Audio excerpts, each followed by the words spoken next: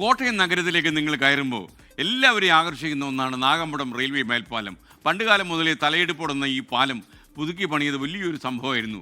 Railway വികസനത്തിന് വേണ്ടിയാണ് 65 കൊല്ലം പഴക്കമുള്ള ഈ പാലം പൊളിച്ച് പുതുക്കിയത്.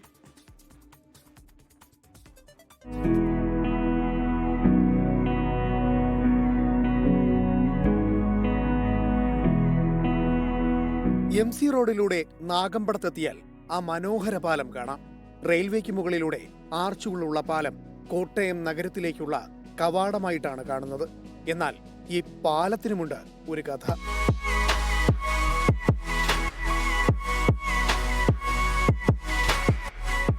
റെയിൽവേ വികസനത്തിനു വേണ്ടിയാണ് പഴയ പാലം പൊളിച്ചത്. 1955 നിർമ്മിച്ച പാലം 65 വർഷങ്ങൾക്ക് ശേഷമാണ് പൊളിച്ചുമാറ്റാൻ തീരുമാനിച്ചത്. 2019 ഏപ്രിൽ മാസത്തിൽ നിയന്ത്രിത സ്ഫോടനത്തിലൂടെ പാലം തകർക്കാൻ തീരുമാനിച്ചു. എന്നാൽ ഏവരെയും അത്ഭുതപ്പെടുത്തിയ സംഭവമാണ് പിന്നീട് നടന്നത്. 2 തവണ നിയന്ത്രിത സ്ഫോടനം നടത്തിയെങ്കിലും പാലം കുലുങ്ങിയില്ല. പഠിച്ച പണി 18 നോക്കിയിട്ടും പാലം തകരാതെ വന്നതോടെ ശ്രമം ഉപേക്ഷിച്ചു. പിന്നീട് പാലം മുറിച്ചു മാറ്റുകയാണ് ചെയ്തത്. ഞങ്ങളെല്ലാം ഇവിടെ നോക്കി നിൽക്കുകയായിരുന്നു. അന്നേരം ഒരു കമ്പിയൊക്കെ വെച്ച് സ്ട്രോങ് ആയിട്ടാണ് ഒരു പൊട്ടിക്കാൻ നോക്കിയത്. അന്നേരം ഒരു ഇത് മരുന്ന് വെച്ച് പൊട്ടിക്കാൻ ചെയ്തപ്പോഴത്തേന് അവിടെ ഒരു സൈഡ് മാത്രം പൊട്ടി. പിന്നെ അങ്ങോട്ട് അനക്കയില്ലാതെ പോയി. പിന്നെ അവർ ഉപേക്ഷിച്ചിട്ട് പോവുമായിരുന്നു. അവർ ആ മരുന്നുകളെല്ലാം വെച്ച് പൊട്ടിക്കാൻ തയ്യാറെടുത്തു. പൊട്ടിയില്ല. അന്ന് 2-3 പ്രാവശ്യവും നടത്തിയിട്ട് നടന്നില്ല. അവസാനം പിന്നെ കട്ട് ചെയ്ത് മാറ്റുമായിരുന്നു. ഓരോ പീസാക്കി മാറ്റി കൊണ്ടുപോയി.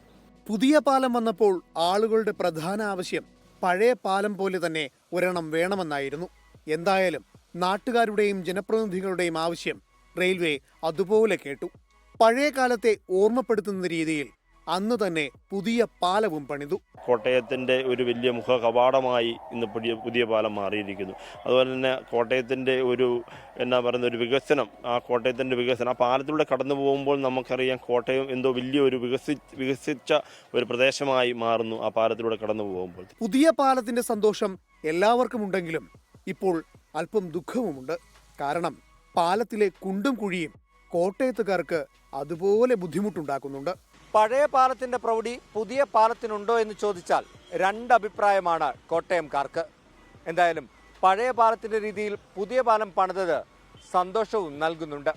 കോട്ടയത്ത് നിന്ന് അരുൺ നീണ്ടൂറിനൊപ്പം ടോബി ജോൺസൺ, 24. ലോകത്തെവിടെയായാലും ഏത് സമയത്തും 24 വാർത്തകളും ഓഗ്മെന്റഡ് റിയാലിറ്റി പാക്കേജുകളും എക്സ്പ്ലെയിനറുകളും വിശദമായി കാണാൻ ഞങ്ങളുടെ യൂട്യൂബ് ചാനൽ നിങ്ങൾക്ക് സബ്സ്ക്രൈബ് ചെയ്യാം.